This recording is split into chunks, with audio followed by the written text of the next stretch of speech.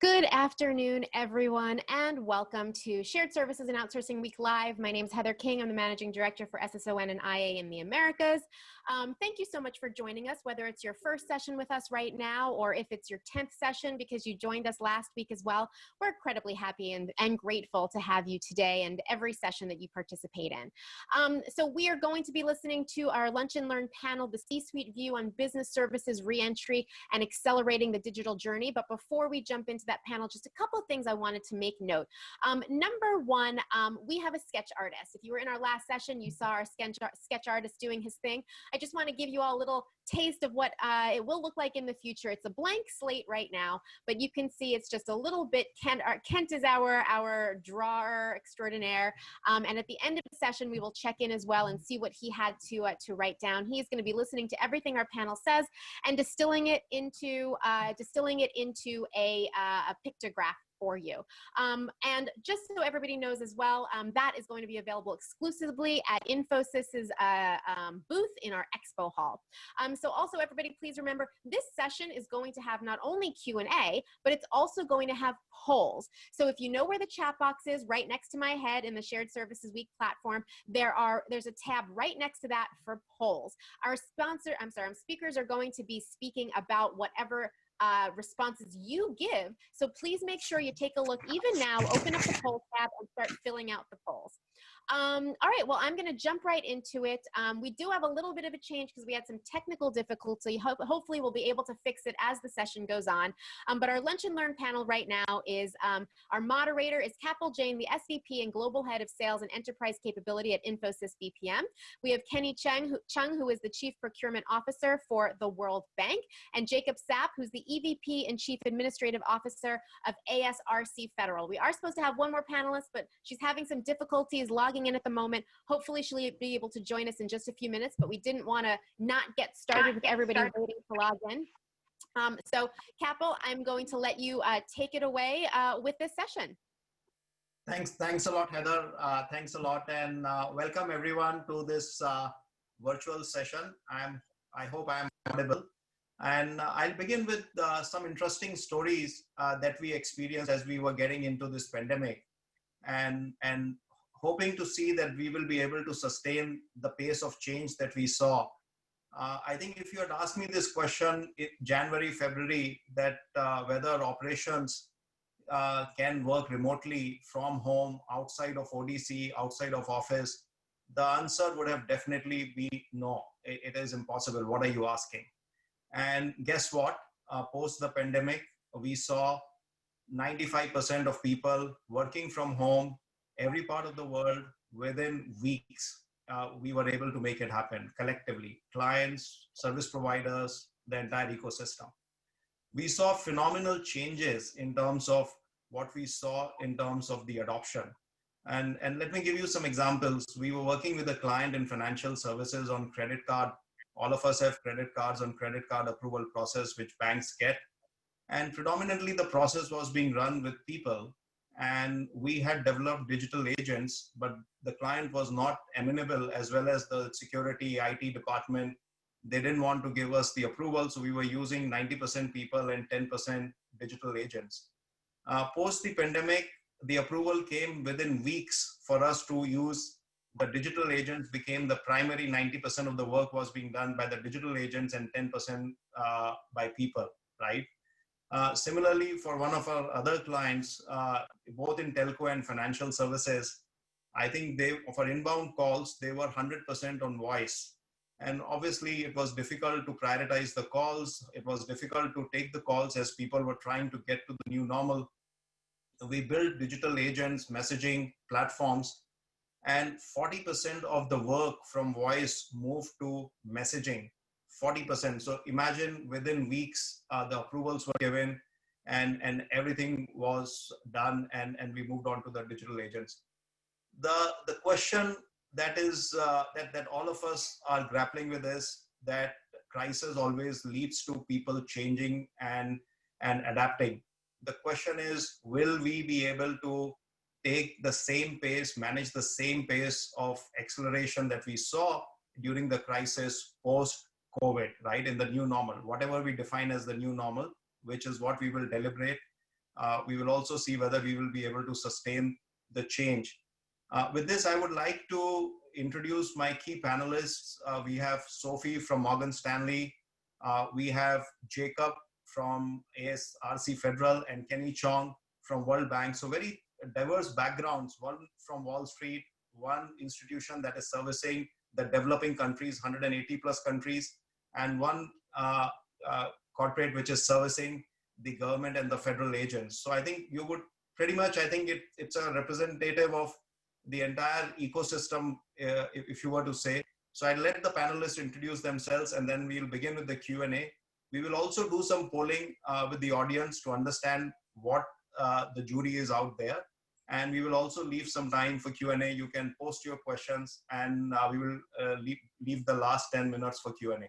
So over to you, Kenny, maybe you can start with the introduction with Jacob and Sophie. Sure, thanks very much, Kapil, and good afternoon, good morning, and good evening to some of you who are dialing in from different locations. And thanks very much for joining this panel. We hope it will be very informative. So my name is Kenny Cheung. I'm the Chief of Procurement for the World Bank Group.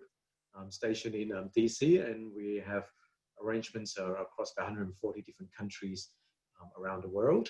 And certainly I'm pleased to be on this panel from the perspective to share with you what we are doing as the intermediary, also between a lot of the public sectors and governments, agencies, as well as the private sectors itself. And it comes down to the way that we now have to work remotely across so many countries around the world to keep the projects and to keep the supervision of projects going right across the entire planet. It is something that we have to adapt very quickly. And so I hope I'll share some of our approaches and also to learn from each of you as well as we discuss how we can adapt to this new environment. But one more thing, I guess, from my perspective, being also dealing with about 34,000 different vendors around the world, we're also seeing many of you who are dialing in are also working in the similar supply chain issues that we all are grappling with. So with that, thanks very much for having me on that. I look forward to sharing a bit more later. Over to you, Jacob. Hey, thanks, Kenny. Kapil. Hi, everybody. Thanks for joining us today. As Kenny and Kapil have talked about, really looking forward to talking with everybody about COVID-19 and how we're all trying to adapt to this. So as Kapil mentioned, Jacob Sapp, EVP and CAO of ASRC Federal, which is a company that primarily provides mission services to our U.S. federal government clients. So we serve national security programs and other national interests while also fulfilling a really important mission to our corporation. We are an Alaska Native Corp, so our shareholders are entirely comprised of on the North Slope. So we have a dual mission and purpose as that pertains to that. As Kenny said, working through a lot of different challenges, much more domestically based than his organization is, but ultimately working through a lot of challenges across the country to support government programs and continuing continuity of operations. In addition, I'm also a father of 4 school-age children. So as with many of you, about to deal with the new normal in a real way with distance learning here. But really happy to be with you guys today and happy to share our experiences and get some feedback from you as well. Thanks. Hi, Sophie. I think seems like Sophie is having a little difficulty in joining in. So we will begin. As I was mentioning, I think the 100% of work force started working from home. And obviously, in terms of initially, it was a joy. Everyone thought that's great. We are working from home. But after a period of time, we have heard of digital detox where one would actually leave your laptops, phones, and everything switch off, and at least you can rejuvenate. Work from home, I think, pretty much took away the physical boundary that existed between. Kapil? Yeah, Sophie, can you hear me? Are you able to add the sound back for me? Yes, we can hear you, Sophie.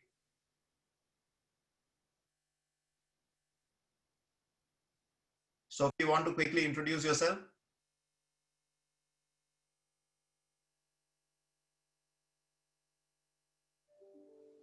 Sophie, can you hear us?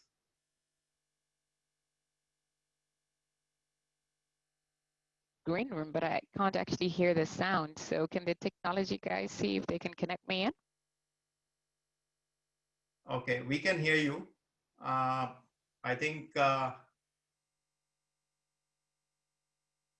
so Sophie, you want to quick, so Sophie, while the technology guys fix the sound system, what I was, if I can, if it's okay, I think in the interest of time, I'll continue so that we get the maximum from Jacob, Kenny, and you as you dial in. If let's give a minute. I think Murphy's law. I think when we did the dry run, everything was working fine, and so I think that really shows that there is no substitute for physical interactions.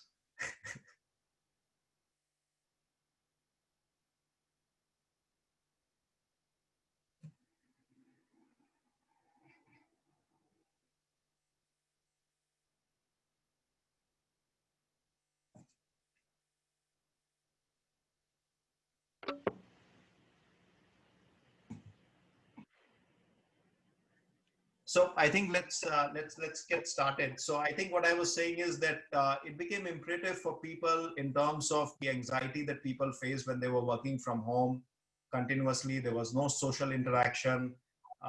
Questions like what will happen to my career? How do I learn new things? Where should my focus be? And I think became extremely important. And I think I'll let Sophie join in and probably answer that question. But Jacob, would you have any views in terms of how did you go about managing your employees in the COVID as we were grappling with the COVID scenario? How did you ensure employee motivation? How did you ensure the connect, their well-being, and also manage the anxiety part? Yeah, Kapil, great question, and that's a challenge for everyone, right? I mean, everyone on this call and every one of our employees and the folks we work with every day are struggling through so much right now as we think about everything going on, but certainly the challenges related to COVID. I think the biggest thing we've tried to do is just stay really active in our communications. We've had a team that's been dedicated for 6 months now, and really focusing on this. We've tried as much as we can to assure our employees that we're doing all the things that we can be doing right now to keep folks safe and keep folks engaged. We've looked at our benefit programs. We've looked at our technology solutions, which I know we'll get into a little bit more later. Just ensuring that folks were in as good of a spot as they could be. We've also really focused on safety programs and getting guidance out there to our employees about best practices and what they can do there. I think everyone's struggling as we think about social distancing, taking that in kind of a literal sense, even beyond just physical distancing. Folks are feeling very isolated. So employee engagement's at an all-time critical point, and continuing to engage on that and magnifying the importance of that has been critical for us.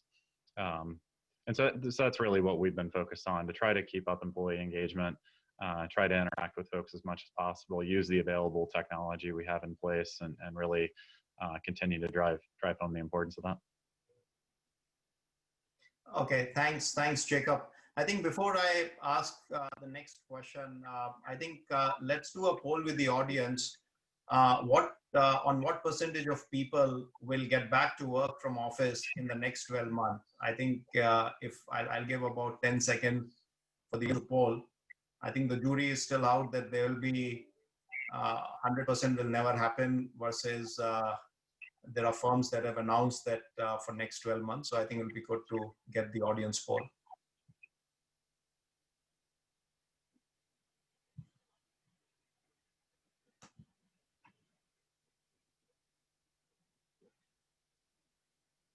I think, Heather, I'm not, Has the question flashed to the audience?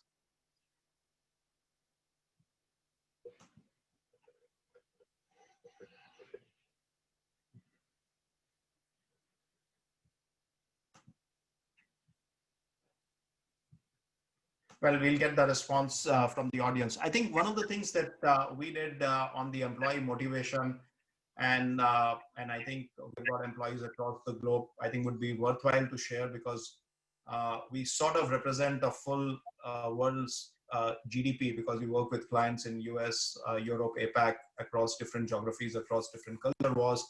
We introduced health and heart quotient. We did things to really see how we can enhance the health and well-being of employees, mental health, physical health, as well as ensured that all the programs that we were celebrating when we were in physical mode, we are doing it in the virtual mode as well. So there was no difference whether it's an employee 10-year anniversary celebration, or an employee getting promoted or moving to a different department, and so on and so forth. I think so that sort of, I think, brought in the absolutely the same way of working as it was as it was in the past. Kenny, from your perspective, World Bank has employees across the globe, and how did you go about in terms of particularly, see, the challenge was you have employees across, World Bank is an organization, you have employees across different parts of the geography, and most of the global organizations face this challenge. The employees associate with the organization, whereas the government regulations were very different, right? Different governments adopted and reacted to COVID in a different manner. How did you as an organization became like sort of message to the employees that it says you're working with World Bank irrespective of the country or the geography? Because on one hand, you have to comply with the local and regulatory requirement of the country you are in. On the other hand, you have to give the sort of a thing that you are an employee of one organization. So how did you manage that challenge?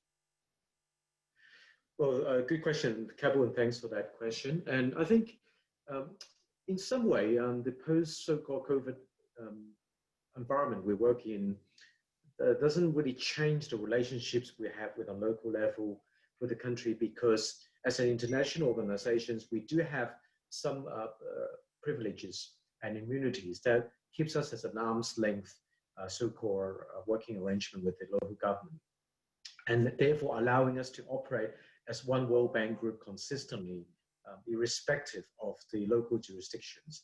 Having that said, certainly from a physical and also some of the connection level, we do have to be sensitive to the changes on a local basis. So certainly one of the things we are encouraging all of our teams to do across the different location offices is to first and foremost understand and follow the local requirements in the context of ensuring the physical and safety aspects, in terms of even the cultural expectation aspects are observed. But then we're calling the fact that we do have some standard global standards that we can retain. Sophie, yes, we can hear you. Okay. Excellent. Welcome back. Thank you so much. So Kapil, yeah. So just to finish off my point, I think from our standpoint, we are leveraging this opportunity. In fact, just for the fact that I think it's quite an equalizing opportunity as we see, where even if you're in different time zones or where you're in different jurisdictions, without the hindrance of that physical barrier, we are taking advantage of the fact that when we're connecting on this digital and virtual level, we can actually relay a lot of the global standards, as I just mentioned before, whilst we're being sensitive to local requirements. One example would be in relation to our access to our privacy information. Let's say on a global basis, where we do have a very stringent level, and many different countries and different jurisdictions will have a privacy law and boundaries, but yet we are not only observing those, however, we're making sure that the minimum standards that we hold as a World Bank group is not compromised. So to finish off, I guess my point is that the COVID world in some way just accelerated what we actually wanted to achieve in many cases, and we are very pleased to see how our staff has been so adaptive and responding very effectively in the adjustments today. Thanks, Kenny. Sophie, can you hear me now? Yes, I can hear you perfectly. Can you hear me? Perfect. Okay, welcome. Sophie, you want to start with a quick introduction, and then I'll ask you the next question. Exactly. Wonderful. Yeah. Thank you so much, everybody, for your patience. My name is Sophie Chandauka. I work at Morgan Stanley, and I'm the Chief Operations Officer for Shared Services and Banking Operations.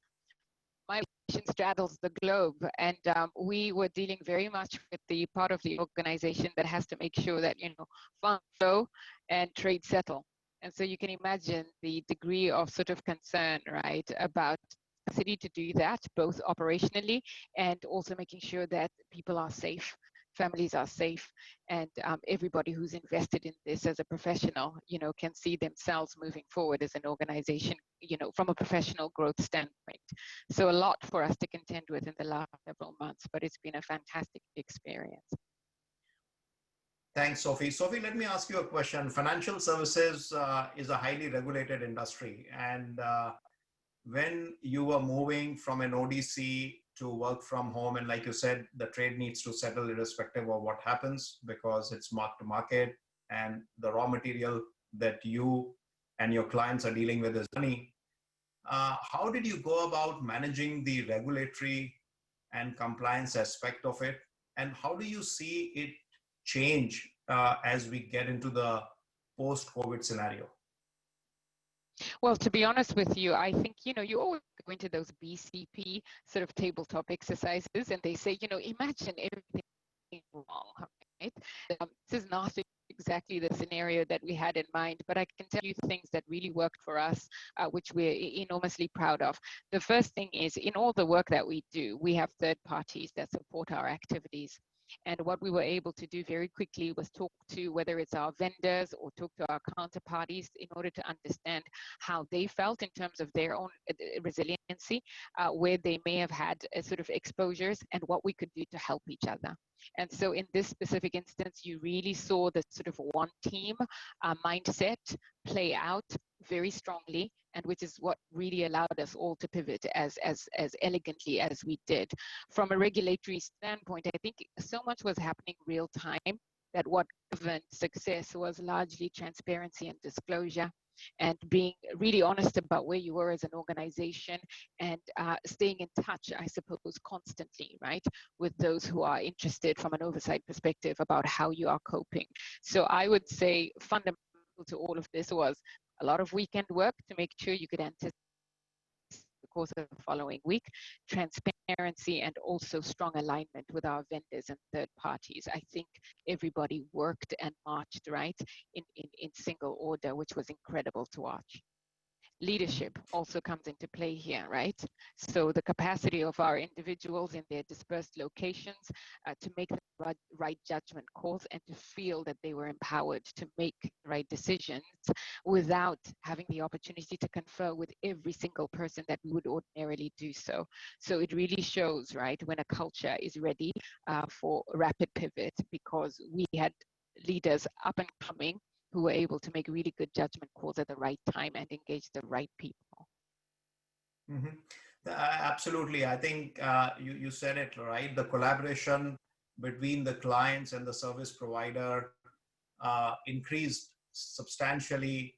Empathy, leadership in terms of how leaders are engaging with the employees. I think authentic leadership, I think, became extremely important. And I think that will also be seen by the employees in terms of as well as the new talent pool that is out there, to see how firms are treating and reacting to this pandemic, right? So how did you see any change? And the question is, do you see this change, whatever you saw in the 3 or 4 months that we have been in this pandemic, to sustain it as we move into the new normal? Yeah, I think what we've seen is agility at play, in a really effective way. So the idea of having really really large on a single call, I think would have been anathema to what we sort of thought would be normal. But actually having those large calls where everybody had a stake, and if anybody had anything of concern to mention, they could mention it, irrespective of what level in the organization you were. Your voice mattered in that moment. And so I think the idea of huddling on a regular basis, even if it's for a short period of time, and allowing for employees right across the talent pipeline to have a voice is a powerful thing that I think we can continue to leverage going forward. Being able to do things in an agile fashion, I think we've demonstrated we can do it, and I think that's a behavior we should continue to inculcate in our people. I would also say decision-making and delegation of authority to lower organization. There's some decisions people should just be able to make. And I think, sort of historically, some of us have operated in environments where, sort of the managing director or the executive director or the officer, was the final arbiter of, many of the decisions. But in actual fact, you find that you have confidence in the way you've trained your people that they'll make the right judgment calls. So something around delegation of authority to a lower level so that people can move quickly as necessary, I think is very empowering. Then there's something about collaboration tools, right? Previously, I think whether you can so-and-so's door or make an appointment to meet so-and-so in order to discuss X, Y, and Z.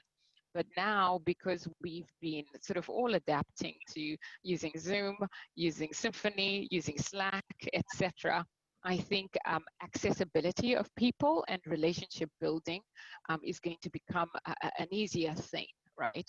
Because we're all so much closer together in a virtual world. Thanks, Sophie. Before I ask the next question and ask for the next poll to the audience, let me tell you what the audience say in terms of returning back to work. 24% say less than 20%, 25% between 20 and 40, 23% said between 40 and 60, and only 17% said that more than 60%. So the net result is that roughly about 50% said that there'll be less than 40% people who will be coming back to work in the next 12 months.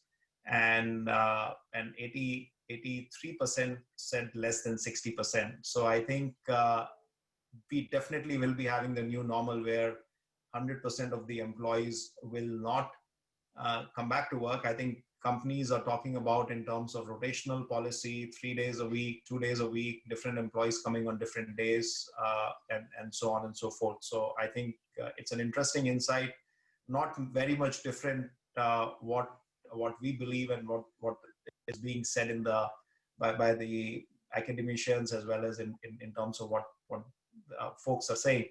I think in terms of the next audience poll question, I started saying that we saw a significant acceleration of digital transformation in the last 3-4 months. What used to take time from months, it came down to weeks, and it came down to days in terms of the lines between technology and operations got blurred.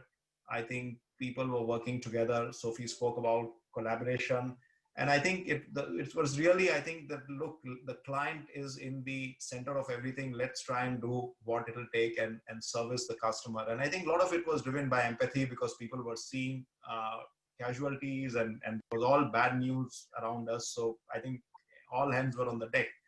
So Heather, if we can have the second poll, whether digital, it's a yes, no question. How many folks so 90% of the folks feel that digital transformation has been accelerated. And I think it's very well reflected in the NASDAQ in terms of the technology stock, which what we have seen in the last 4 months. I think it's the technology stocks that have driven the rally. I think the second question was the poll question.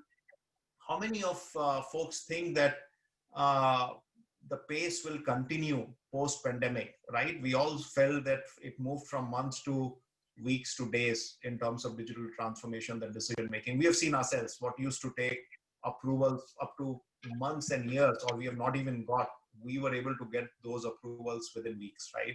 So 92% people believe that the pace will continue. And I think that's a very positive view to have. However, I think there will be a lot of things that firms will have to do to continue and sustain the space, because as humans, we all have this psychology to lean back and go to our old normal.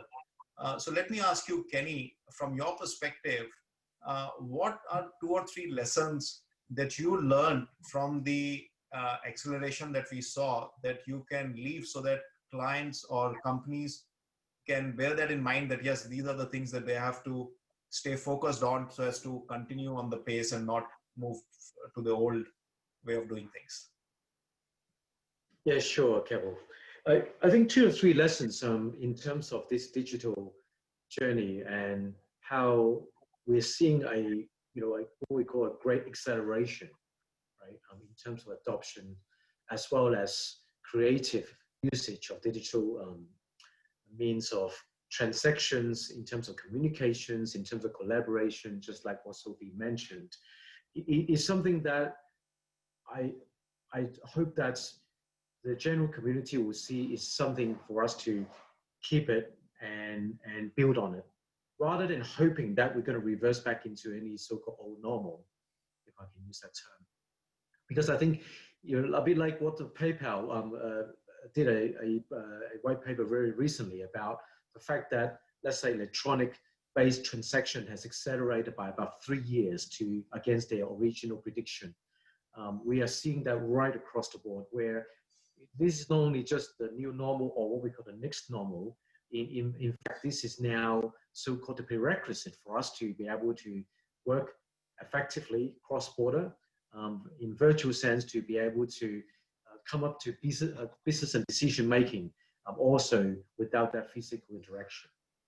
Now, I think also if organizations like all of us that work in can take advantage of this current so-called new mode of operation, we can also see how some of the winners will come through in ways of diving deep into ideas or discussion points that are very complex, right? One of the example would be when we are now all sitting in front of a monitor, almost within a feet away, the ability for us to dive into some very complex concept and discussion is in fact much higher than, say, if you were sitting in a big conference room, sitting about 20 feet away.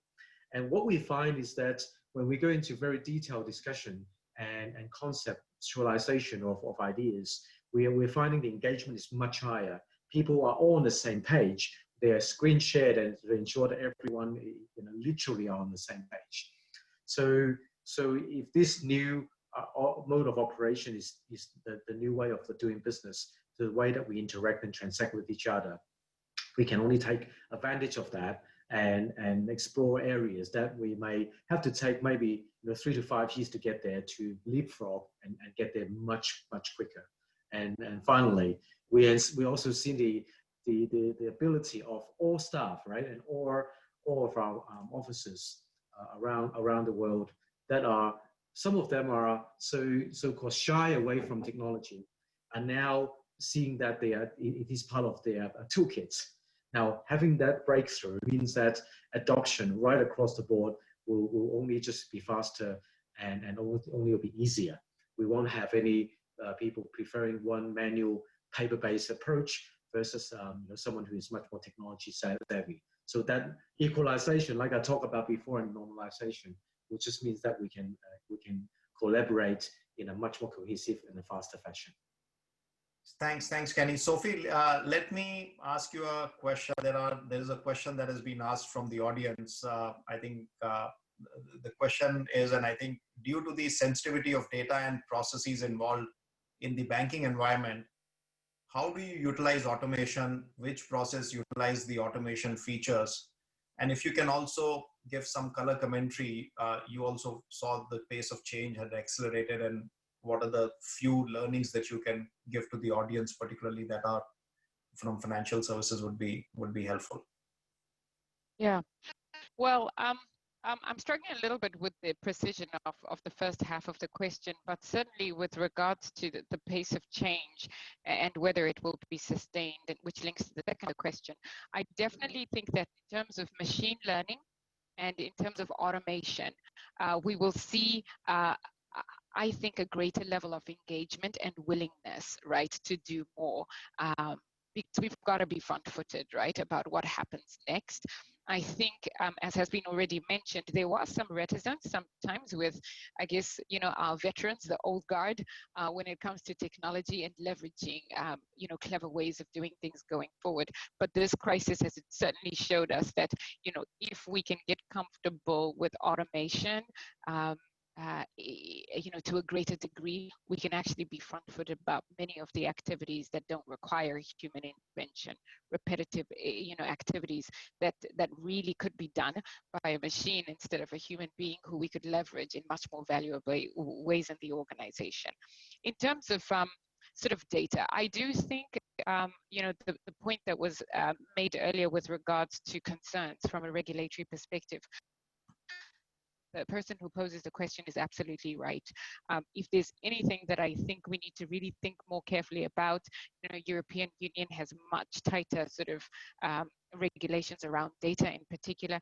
It would be very important, I think, for us as organizations to think about how we facilitate the ability for people to work from home, use their personal devices, and, I guess, execute documents, etc., in a much more sophisticated way. So I think this creates an opportunity for us to do better in the data space, because people are going to be working from home for a much longer time, and we need our equipment to be able to do the necessary, and also we need to be prepared for the regulatory questions around that. And Sophie, there's a follow-up question in terms of when you moved from work from office to work from home, did you have to make some changes, or it was pretty much 100% of work was getting done instead of office, it was getting done from home?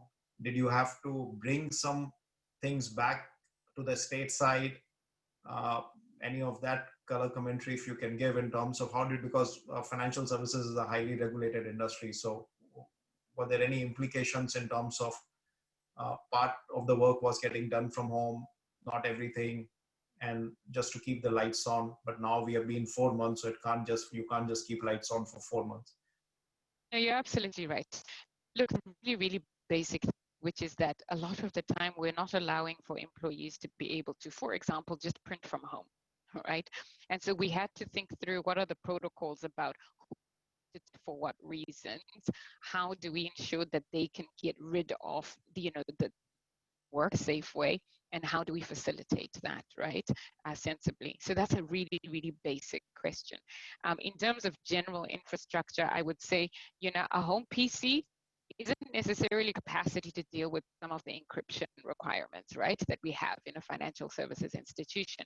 So there's something about helping people by purchasing devices that can actually cope with, I suppose, the processing power requirements, right, for encrypted usage.